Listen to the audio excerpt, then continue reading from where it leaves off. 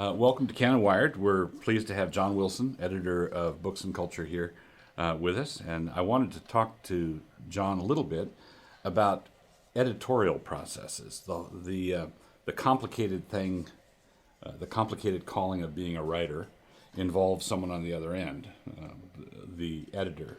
And many aspiring writers, I think, tend to think of editors as either this inscrutable force of providence that says no to them, or perhaps a malevolent being that says no to them. And I want to talk a little bit about helping writers, aspiring writers, to think like their editor, or to think like the editor they would like to have. Could you start by telling us a little bit how you got into editorial work? Do you think of yourself primarily as an editor, or as a writer, or as both? And a little bit about what people who come to you might be expecting that they shouldn't be expecting. Whoa, we could talk about that for a long time. All right.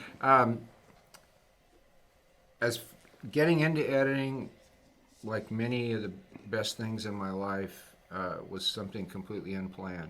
Right. Probably the best single thing was meeting my wife Wendy the first week of college. That wasn't something I had planned. It just happened.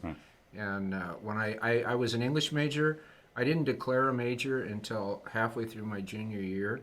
Okay. And I had transferred to Westmont College in Santa Barbara for my junior and senior year, and they said, "You're getting close to finishing your junior year and you don't have a major." And it was very hard for me to do that because I was interested in a lot of different things. And part of the reason that I have loved working as an editor is that that's a benefit. Whereas if you work as a scholar, there's a stereotype of scholars that to be a scholar means to be a pedant, and that's not true at all. The best scholars I know, you mentioned Alan Jacobs was here earlier, and the best scholars I know are not pedants, but it does require a certain discipline. Okay. You have to work in a certain area over decades, Right. Okay. And that's the mastery that comes with it, and that's a wonderful thing. You're making one edge sharp. Yeah. Yeah. And on the other hand, and that's a very valuable thing, and then it's also valuable and it's good that there are people who are interested in lots of things and they love plunging into this and plunging into that, and those are two different things, and they complement one another. Would you say that most editors are generalists that way? Oh, yes, and that doesn't mean that they might not have a strong suit. Right. But almost all the really good editors I know are people who are drawn to a lot of different things. Okay. So you were junior year. They made you. Yeah. So I became. Major. So I said, okay, I've got a lot of English classes. I love literature. I'll be an English major. And so I went to grad school. I won't recount. I went to multiple grad schools, and I ultimately decided that wasn't the best path for me. I taught altogether 5 years, taught college English, and I got into publishing around 1981, and I worked for 13 years as an editor in reference publishing. Okay. And then I was hired to start Books and Culture in 1994, and I've been doing that for almost 20 years now. So. Okay. How much of your day is editorial work, and do you write on the side, or would you describe yourself as a writer-editor or editor-writer? I think of myself as an editor. I also write, but what I write is mostly things like book reviews, which I love doing. Right. I loved what you said last night, leading off the wordsmithy thing. Yes, that you might write a book about cooking, you might write a great novel, you might write a sermon. There are all kinds of different things to write, but whatever you write, you can do them better or worse. And so a lot of what I do is very small scale, and it's ephemeral, but I love it. Okay.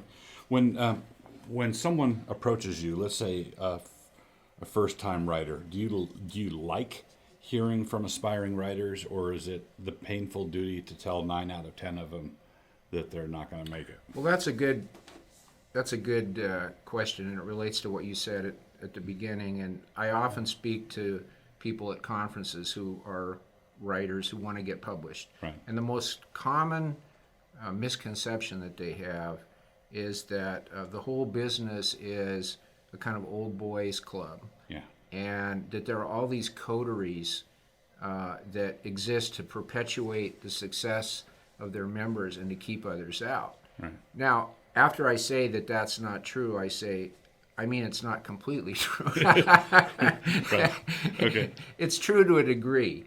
And it's also true that in publishing, just as everything else, so much is based on connections, you know? Mm-hmm. And if you know somebody and that person will vouch for somebody else, Yeah. You're more likely to Go to the top of the stack or yeah, sure. I mean, that's just, and that's true in publishing as something. Right. in any other walk of life. But at the same time, I can say that for myself and the vast majority of editors I know, nothing makes you happier as an editor than finding someone who's either a young writer or maybe not a young writer, but someone who's just really taken Fresh voice. seriously. Yeah. That's one of the things that gives an editor the greatest pleasure. And also with the magazine I edit, and you and I were talking a little bit before we got on the air about how every publication is really like a little culture to itself. And Right. so I tell aspiring writers, expect that, you know, Right. and you have to adjust to the grid of this publication or that publication. And if you don't want to do that, that's your choice, but expect it. How do you find out sort of the internal culture of a publication or a publishing house? Well, the first thing you do is just read it. You'd be amazed how many people apply, you know, so they contact you and they want to write for the publication, and then you exchange a couple emails, and it's very clear that They've never read your magazine. or they maybe have glanced at it. I mean, that's very common. And one way that I can give you an example of that, with Okay. Books and Culture, the vast majority of what we publish is reviews or review-ish, you know. Okay. Mostly, and people don't understand sometimes what we do. It's not, the magazine is not about books. The magazine is about everything.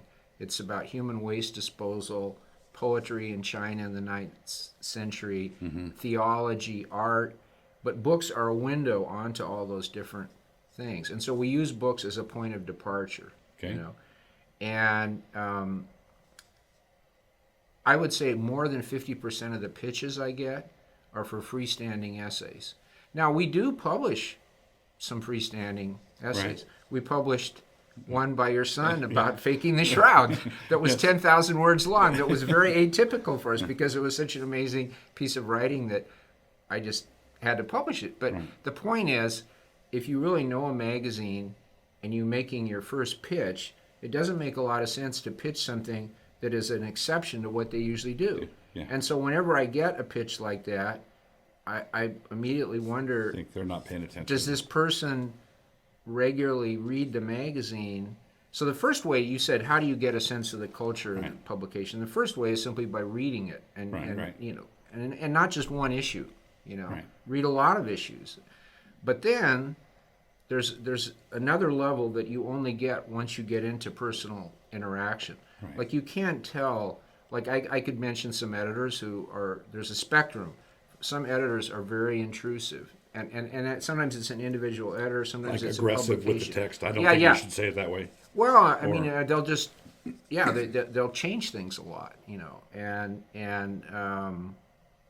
then there's over at the other end are editors, and I'm not saying that one is necessarily good and the other is bad. You can find good editors at both ends of the spectrum and everywhere in between. But you have to decide as a writer, once you're starting to experience that, do I want to go through this? Do I want to submit? Is the final product worth it, Right. or not? And that's a choice. Cost benefit analysis. And so. Yeah.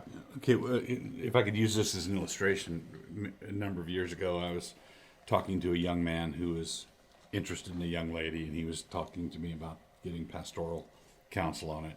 And he laid out all the ways that she would be good for him. And he knew her well. He was making a great case. And, Right. And I said, okay, that's all very good. I think you know her well. I think you're exactly right.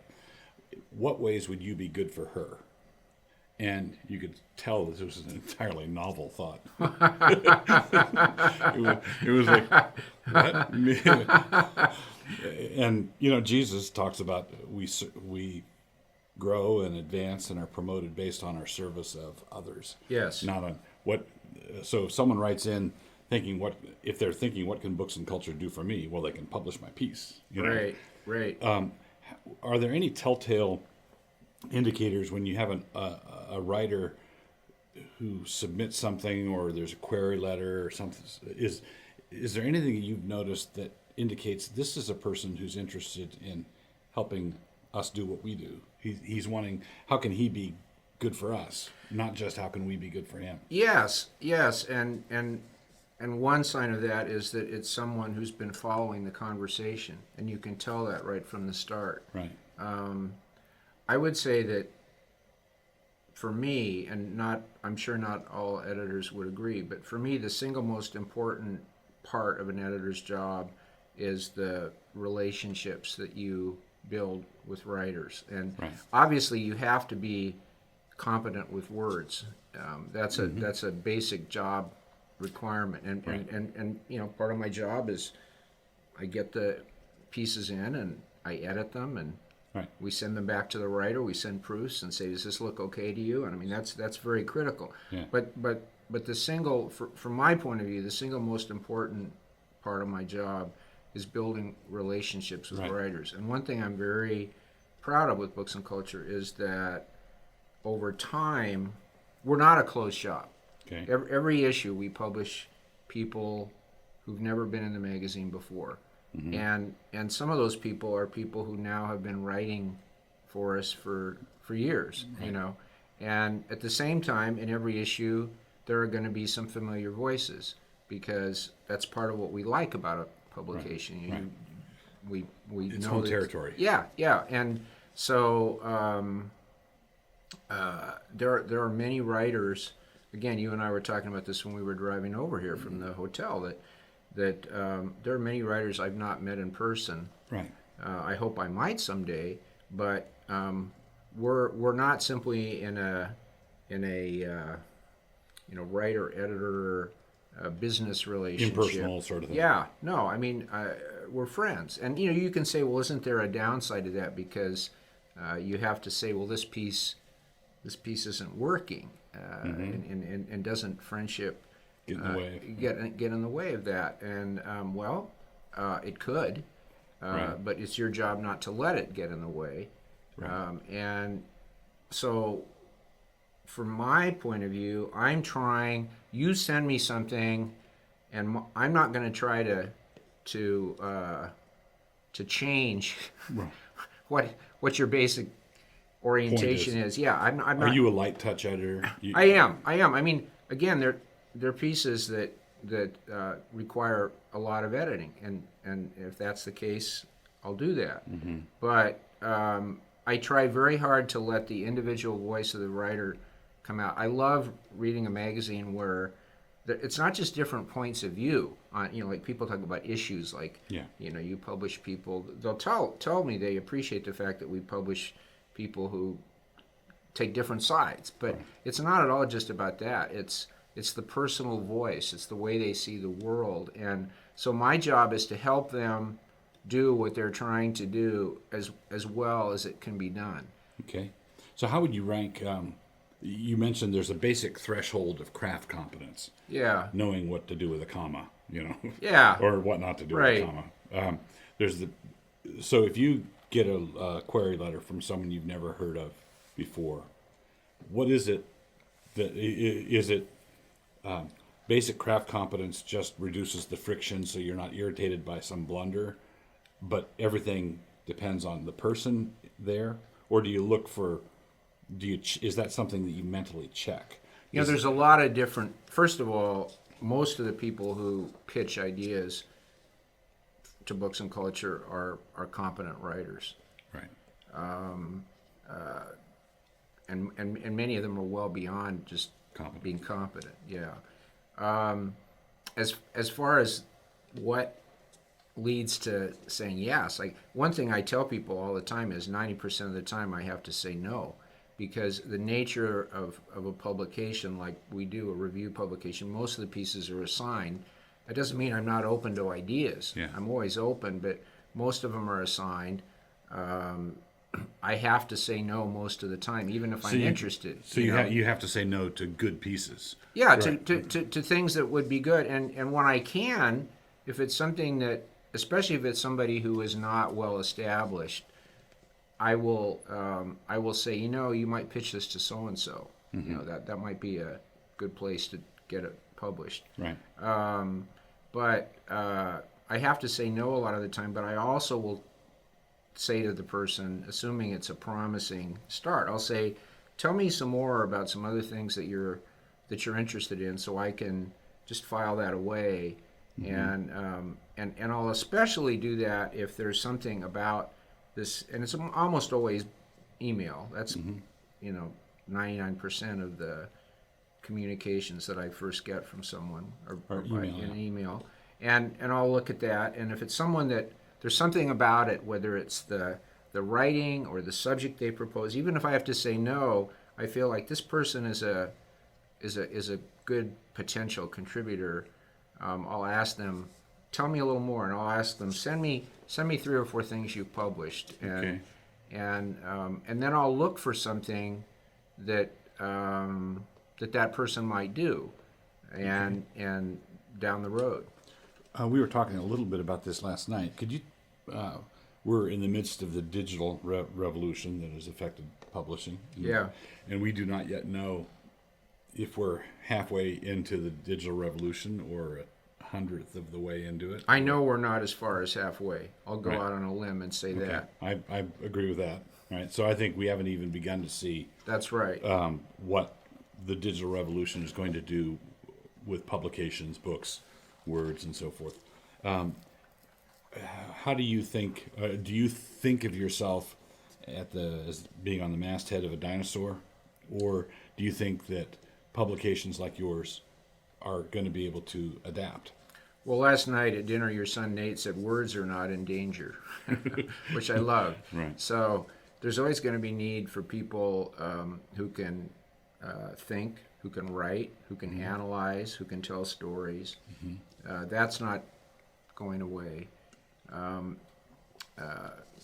The media in which that takes place will change. Right.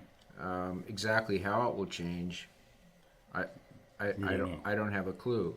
I also mentioned at dinner last night that literally every month I hear from some bright young Christian young people who want to start a print magazine.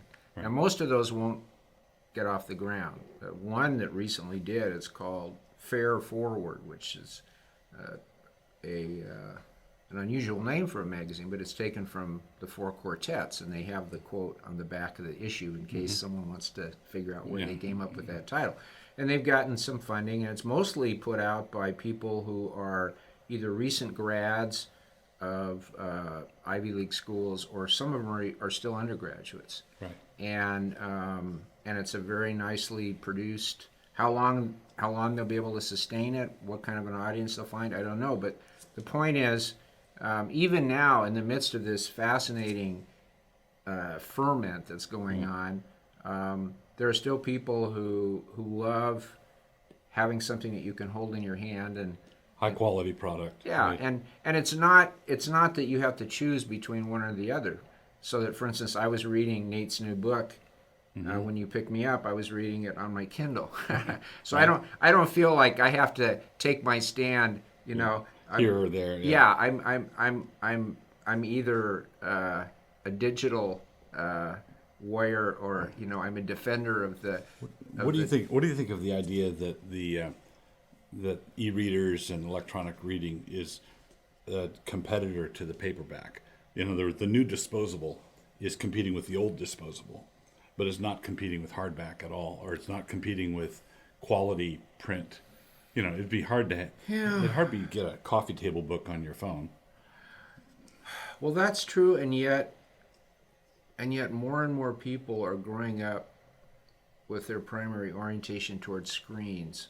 And you can do some really wonderful things. I think that for a long time there will be high end traditional books. I think that the range of books that are published in that form will shrink. How much? I don't know. I mean, that's my basic answer to all these questions is I don't know. But I do think that definitely digital books will continue to shrink the market for traditional books. Yeah. Okay. Let me shift directions a little bit. And this has to do with this is related to something we talked about earlier, of knowing the magazine or knowing the culture of the magazine. You're at the top of Books and Culture, which is connected, of course, to Christianity Today. Yes. What is which is an evangelical publication? Yes. What is the Doctrinal Center? You know, you've got a spectrum of writers from all over Tarnation, right? Yeah. But not completely all over Tarnation. Is there a Doctrinal Center that someone should be aware of if they wanted to write for CT or if they wanted to write for Books and Culture? Yeah, I would say for Books and Culture, our Doctrinal Center is small O orthodoxy. Okay. That doesn't mean that we don't occasionally have people writing from other religious traditions. So, for instance, Judaism. Okay. We have some writers who are contrarians, like you in that respect, Okay. who are atheists, but they're unusual in that they don't mind writing for a publication that says on the front, Books and Culture, a Christian Review. So, I mean, one example would be, and he's a writer I love to work with, John Mcwhorter, who is, his field is linguistics. He's also written about a lot of other things. I wrote him years ago because I just loved his writing. And I didn't know, to be honest, I had no idea what his beliefs were. Right. I just asked him if he would write for Books and Culture. And I found out that he partly paid his way through college by playing piano in clubs. And he has an encyclopedic knowledge of musical theater. And so he's written a number of pieces for Books and Culture that have to do with musical theater. And then he's also written a lot of pieces for us that have to do with language and linguistics. Like he wrote this fascinating piece for us, just a couple issues ago on California Indian languages. And he would be an exception. Another would be a very different sort of writer would be Bruce Kulick, who's a historian, just emeritus at Penn. He's an example of what I would call a tragic atheist. That is to say, first of all, he knows more theology than the average lay Christian. Secondly, he would say it would be really nice if the world were the way that you think it is, but it isn't like that, and we have to accept that, as opposed to sort of the triumphalist Christopher Hitchens. Yeah, or even more Dawkins, But the vast majority of people who write for Books and Culture are in the great stream of orthodoxy that goes back to the very beginning of the church and goes down through the centuries, and majority of them come from the specific stream of evangelical Christianity. But there are people like Frederica Matthews Green, who's Eastern Orthodox and Catholic, and they would be a smaller number, but they're there. Okay. So how much does that factor into?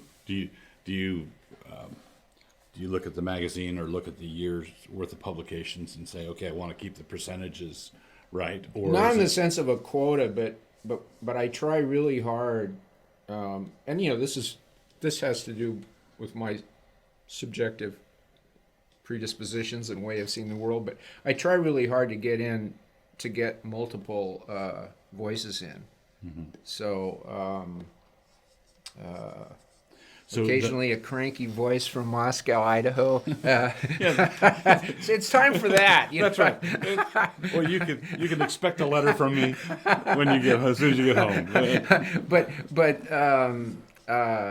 Yeah, I mean, I definitely don't have any kind of quota. And a lot of times, people read, like, an issue will come out, and people will read something into that, like some kind of statement is being made, just because of something like you're suggesting. And my response to that will be, stay with us. Look at a year's worth of issue, and you'll see how this fits in. Do you ever have to sort out fights between writers? Well, I'm not going to write for you because you had so and so write for you. Occasionally, much to my sorrow, and usually to my surprise, it has happened that someone who has written for us has been very offended that a review of a book of theirs was critical.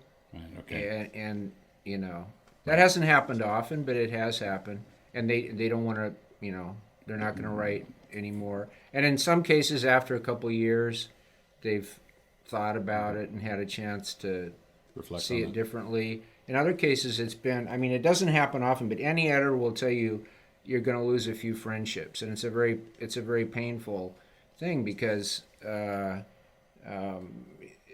you say, well, surely you understand, I, as an editor, I'm not endorsing everything that's in the I couldn't. I'd be a schizophrenic, I mean, because there are all these different points of view, and So do you view Books and Culture, this I guess the question is, you don't view Books and Culture as a magazine that is promulgating a certain set of, a line, or this is our doctrinal theme that we want to advance. No.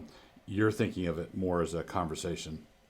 Yeah, a conversation rooted in certain convictions, rooted in the core convictions of the faith, what has been believed always, everywhere, and by all, and also rooted in the conviction that there's no conflict between a robust faith and an engagement with the world and all its multiplicity and sadness and glory.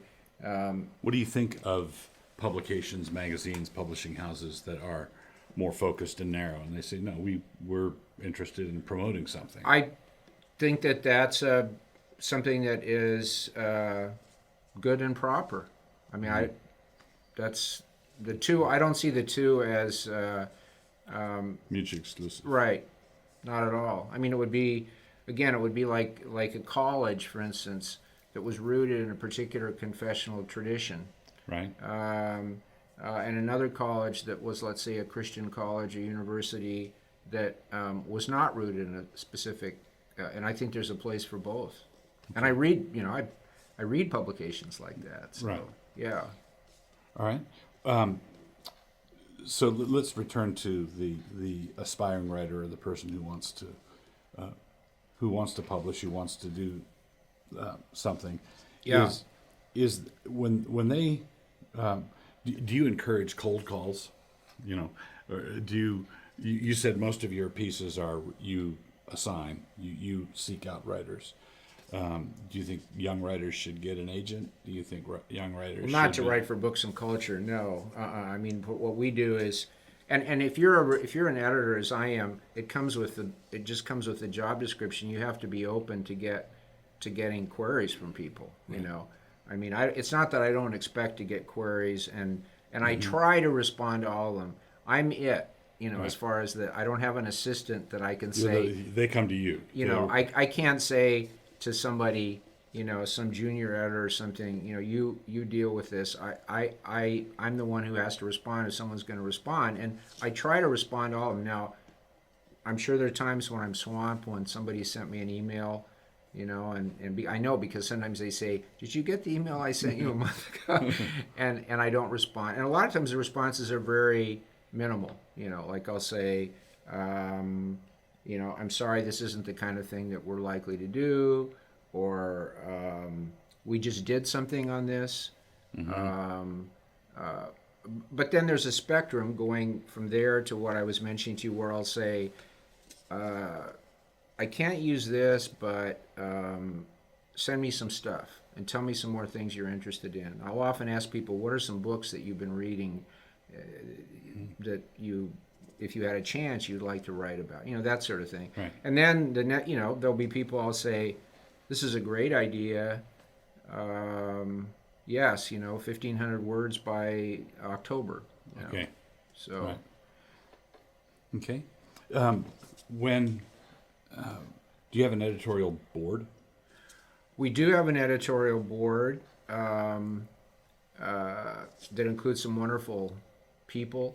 And early in the years of the magazine, not every year, but we would get together as a group and have meetings that were certainly wonderful. They were also expensive, and it got to the place where we just couldn't justify fitting that in the budget. So most of my contact with editorial board members now would be just in the course of conversation. They most of them write for the magazine, and so I'm in touch with them, but it's not usually in a formalized way. Mark Twain once said that classic is a book that no one wants to read, but everyone wants to have read. A lot of writers don't want to write; they want to have written. Yeah. Or they don't want to. They want to have been published. But it sounds like, from what you said, you've got the kind of magazine that is sort of at an echelon where you're not dealing with a lot of 19-year-olds who are trying to break into the business. No, though, I mean, I hear from a lot of youngish writers. They're not mostly 19 years old, but I hear from a lot of writers who would be in their early 20s. Grad student type. Yeah. And again, some of those, like when Books and Culture hadn't even existed for 6 months. I met a couple people at a conference in Wheaton who had just started grad school. One of them was a philosopher, and one of them was studying philosophy. The other was studying history in grad school. And they both they came up together and introduced themselves and said, "We just love this new magazine. We really need something like this for our lives in grad school." So that was 1996, right? And many years later, they both published their first book, and they were both published by University of Chicago Press, and they were both reviewed in the pages of Books and Culture, not in the same issue. Right. But, that's part of the joy of, over the years, has been seeing some of these people who I first encountered, whether in person or, they sent me an email. They were 23, 24 years old, and some of them have gone on to an academic career. Some of them are doing different things. Some of them are working in some kind of mission work or some other form of ministry. But there's been a connection over all that span of time. Your talk last night for our wordsmithy was on reading, the reading as prayer, and sort of pointing to many of the different blessings that come with reading. How much do you think a good writer should read? Wow, I don't think that I could prescribe that. I would simply say that for most writers, I'm sure there are exceptions, but for most writers, a fair amount of reading is a necessary sustenance. It's like food. Yeah. What I do think people often have a wrong idea, and this is not just for aspiring writers, but just in general, that there are all these books that you have to read. Right. And it's not. I want to distinguish that from an emphasis on classics. I mean, there are classics. There's a reason they're classics. They're great. Right. They've been read for a very long time, and conversations have grown up about them. And so I'm not denigrating those books at all and saying, don't tell me about the classics. I'm saying, though, that it's very important that people not become obsessed with, I have to read this, I have to read that, and if I don't, I failed some kind of intellectual test, or I'm a writer. Well, I have to read this because this is what everyone is talking about. You're saying don't chase fads? Don't chase fads, but also don't be kind of intimidated in the idea that you have to read. Now, I personally think Moby Dick is a great book. It's a wonderful book, but if you don't want to read Moby Dick, that's fine. There's plenty of other things Free to country, read. yeah. Yeah. Well, it's not just a free country, but there's a sort of false idea that there's some set of books that if you want to be really educated and you want to be hip or whatever the category is, you have to do this. You have to do this, and it's false because it's not based on your genuine engagement and response with the book.